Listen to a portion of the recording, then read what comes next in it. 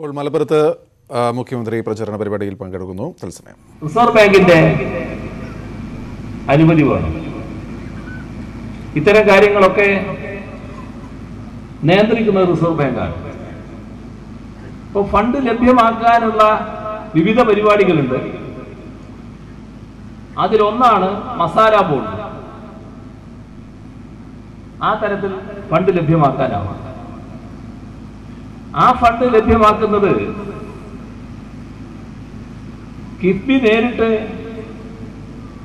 ഏതെങ്കിലും ധനകാര്യ സ്ഥാപനവുമായി വിലപേശിയിട്ടല്ല.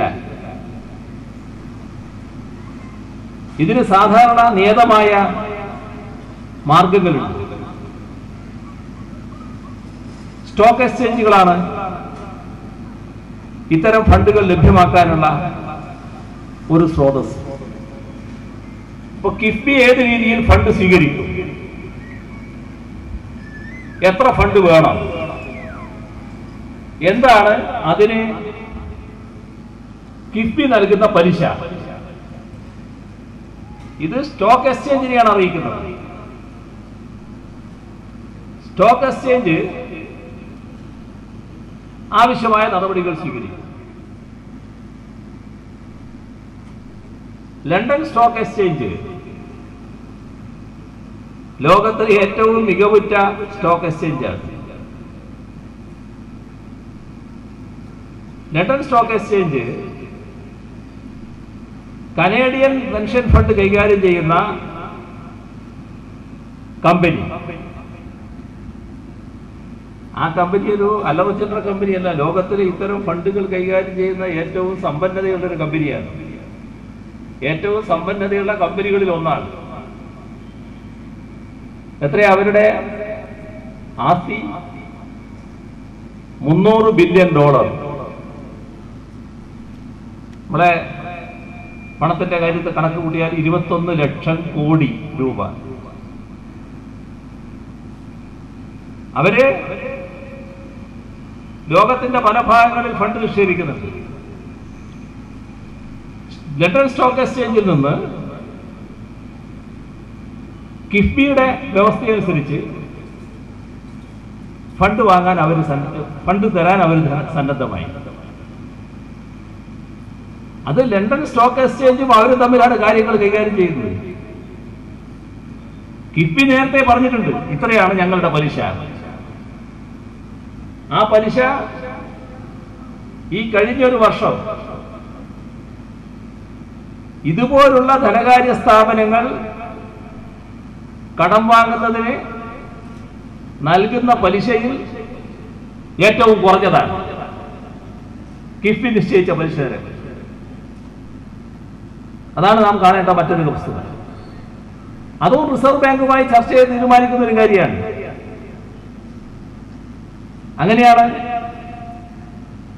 ഈ പറയുന്ന കനേഡിയൻ കമ്പനി വരാൻ പോകുന്നത്. അപ്പൊ കനേഡിയൻ കമ്പനി ഈ ഫണ്ട് നൽകാൻ തയ്യാറായപ്പോൾ ഉടനെ പ്രതിപക്ഷ നേതാവും BJPയുടെ ജനറലും ഒന്നിച്ച്, സാധാരണ അങ്ങനെയാണ്, ഈ BJP പ്രതിപക്ഷ നേതാവും എപ്പോ ഒന്നിച്ചാണ് കാര്യങ്ങൾ പറയുക. അങ്ങനെയൊരു നിലയുണ്ട് അതിന്. അതെങ്ങനെയാണ് വരുന്നതെന്ന് അറിയില്ല. ഏതായാലും അദ്ദേഹം പറഞ്ഞു, ഇവരെന്ന് ഫണ്ട് വാങ്ങിയത് മഹാകുറ്റാണ്. എന്താ മഹാകുറ്റം? അവർ SNC ലാബിന് ഫണ്ട് കൊടുത്തിരിക്കുന്നു. നമ്മള് ചില കാര്യങ്ങൾ പറയുമ്പോൾ അതിന് അടിസ്ഥാനമായിട്ട് ചില കാര്യങ്ങൾ വേണമല്ലോ. ഞാൻ പോട്ടെ, നമ്മുടെ ഈ രാജ്യത്തെ അനുഭവം എടുക്കുക. State bank of India. State bank of ഇന്ത്യയിൽ നിന്ന് പല ഇടപാട് സംസ്ഥാന ഗവൺമെന്റ് നടത്തുന്നുണ്ട്. നീരവ് മോദിക്ക് ഫണ്ട് കൊടുത്തത് state bank of India. State bank of ഇന്ത്യയിൽ നിന്ന് ഫണ്ട് സംസ്ഥാന ഗവൺമെന്റ് വാങ്ങിയാൽ നീരവ് മോദിയിൽ നിന്ന് വാങ്ങലാകും. അത് നീരവ് മോദിയായിട്ടുള്ള ബന്ധമാകും. വിജയ് മല്യക്ക് state bank of India fund കൊടുത്തെങ്കിൽ സംസ്ഥാന ഗവൺമെന്റ് വിജയമല്യമായി ബന്ധപ്പെടുന്നതിന് തുല്യമാകുമോ സ്റ്റേറ്റ് ബാങ്ക് ഓഫ് ഇന്ത്യയിൽ നിന്ന് ഫണ്ട് വാങ്ങിയത്?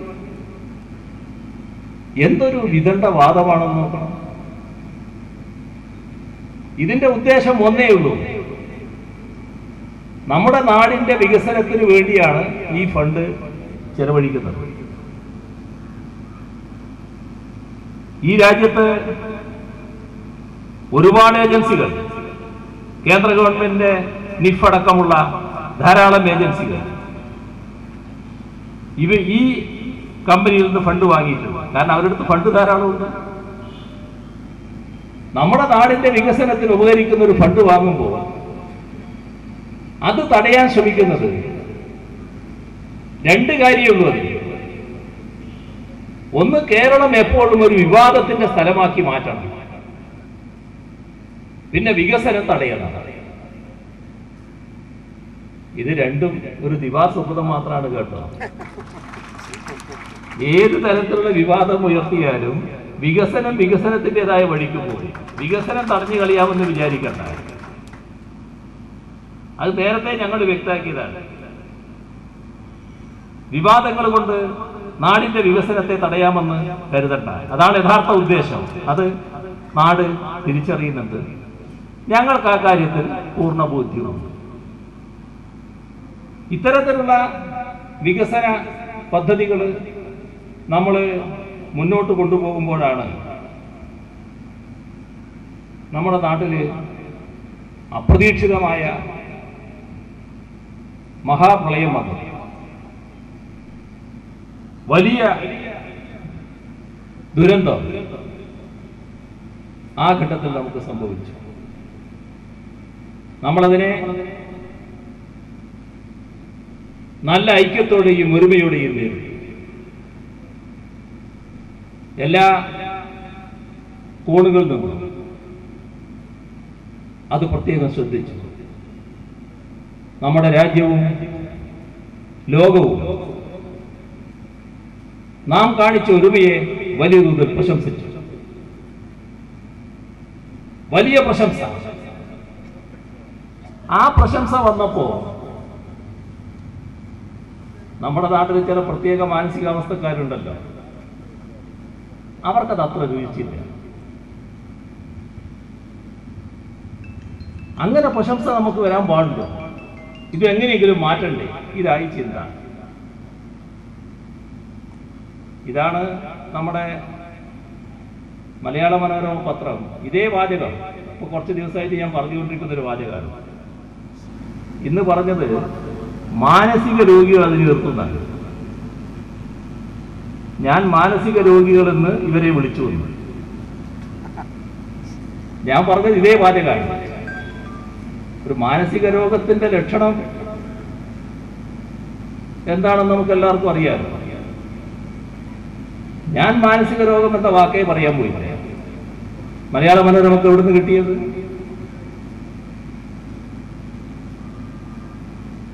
ഞങ്ങളെ UDF എതിർക്കുന്നുണ്ട്, ശക്തമായിട്ട് എതിർക്കുന്നുണ്ട്. പക്ഷെ അതിനവര് കള്ളങ്ങളൊന്നും പടച്ചുണ്ടാക്കാൻ നോക്കുന്നുണ്ട് എന്ന് തോന്നുന്നില്ല. ഉള്ള കാര്യങ്ങൾ തന്നെയാണ് പറയുന്നത്. കാര്യങ്ങൾ തെറ്റിദ്ധരിപ്പിക്കാനുള്ള ശ്രമം നടത്താൻ അവർ ശ്രമിക്കും. നിങ്ങൾ പടച്ചുണ്ടാക്കുന്ന കാര്യങ്ങൾ അവരേറ്റെടുക്കും. നിങ്ങൾക്കിപ്പോഴുള്ള പ്രധാന ജോലി ആ കള്ളങ്ങൾ അവർക്ക് സൃഷ്ടിച്ചു കൊടുക്കലാണ് എന്ന് ഇതിലൂടെ വ്യക്തമാകുക. എവിടുന്ന് കിട്ടി നിങ്ങൾക്ക്? നിങ്ങളുടെ കയ്യില് ഈ ലേഖകന്മാർ എഴുതുന്ന എഴുത്ത് മാത്രമല്ലല്ലോ. ലേഖകന്മാർ എഴുതുമ്പോൾ തെറ്റിപ്പോയി എന്ന് വരാം, ചിലപ്പോ വാചകം മാറിപ്പോയി എന്ന് വരാം. നിങ്ങളുടെ കയ്യിൽ ഈ സാധനം ഉണ്ടല്ലോ, ഈ ക്യാമറയും മറ്റു കാര്യങ്ങളും. അതിനകത്ത് ഞാൻ പറഞ്ഞ വാചകം ഉണ്ടാവുമല്ലോ. ഞാൻ ഈ പറഞ്ഞതിൽ നിന്ന് വ്യത്യസ്തമായ തരത്തിൽ നിങ്ങൾ പറഞ്ഞതിന്റെ അടിസ്ഥാനമുണ്ടെങ്കിൽ ആ ഭാഗം നിങ്ങൾ പ്രദർശിപ്പിക്കും.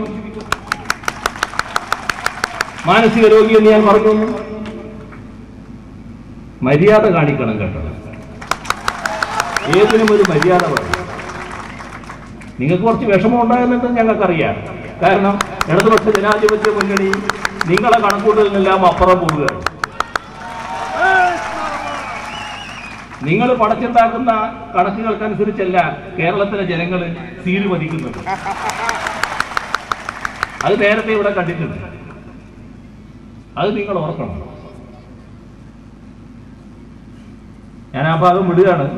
ഇത് ഇന്ന് മനോരമയുടെ റിപ്പോർട്ടും അവരുടെ ഫ്രണ്ട് പേജിലെ ചില കാര്യങ്ങളും എല്ലാം ഉള്ളതുകൊണ്ട് പറഞ്ഞു എന്ന് മാത്രമേ ഉള്ളൂ. ഏതായാലും ഈ പ്രത്യേക മാനസികാവസ്ഥയുള്ളവര് അപ്പോ ഇതിന് എങ്ങനെയെങ്കിലും തകർക്കണം എന്നായി. ആ പ്രത്യേക മാനസികാവസ്ഥ എന്താണെന്നൊരു വിശദീകരണം വേണോ? അതാണ് നേരത്തെ ഞാൻ പറഞ്ഞ കിഫ്ബിക്കെതിരെയുള്ള ആരോപണം. അതാ പ്രത്യേക മാനസികാവസ്ഥയുടെ ഭാഗമാണ്. നാട് വിവാദത്തിൽപ്പെടണം, വികസനം തടയണം, ആ ഉദ്ദേശമാണ്. ആ മാനസികാവസ്ഥയുള്ളവർക്ക് രുചിക്കുന്നല്ല, നാടാകെ ഒന്നിച്ചു നിൽക്കുന്നു, വലിയ ഐക്യം, വലിയ ഒരുമ രൂപപ്പെടുന്നു, തങ്ങൾ പ്രതീക്ഷിക്കാത്തൊരു കാര്യം സംഭവിക്കുന്നു. അങ്ങനെ പോയിക്കൂടാ. എന്ത് ചെയ്തു? അപ്പോ ഒരു പുതിയ കഥ അവതരിപ്പിച്ചു ജനങ്ങളോട്. ഇത് പ്രകൃതി ഉണ്ടാക്കിയ ദുരന്തമല്ല, മനുഷ്യനിർമ്മിതമാണ്. സർക്കാരാണ് ഇതിന് ഉത്തരവാദി. വമ്പിച്ച പ്രചരണം അസംബ്ലിയിലും പറഞ്ഞു, പുറത്തും പറഞ്ഞു. അസംബ്ലിയിലും മറുപടി പറഞ്ഞു, പുറത്തും മറുപടി പറഞ്ഞു.